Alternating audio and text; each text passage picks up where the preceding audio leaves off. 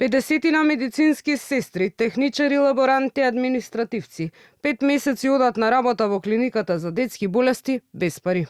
Тоа денеска не го направија и наместо во клиниката да асистираат за болни дечиња, застанаа пред Министерството за финансии за да прашаат зошто после месеци чекање добиле негативно мислење за нивните плати.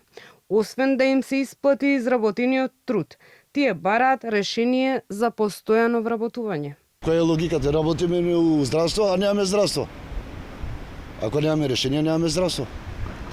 Значи, на сите нас ние решение за да добиеме. Затоа идеме на работа. Имаме тука колешки што 8 години работат. И секоја година истата песна. И порано се случило вака да има недостиг на средства. На 1 јануари, февруари, знаеш.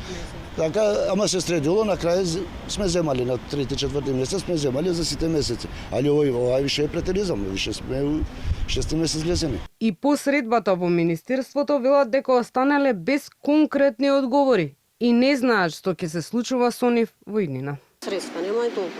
Некој вика дека имало нешто проблем, не листата поднесена добро. Не знам што е проблем.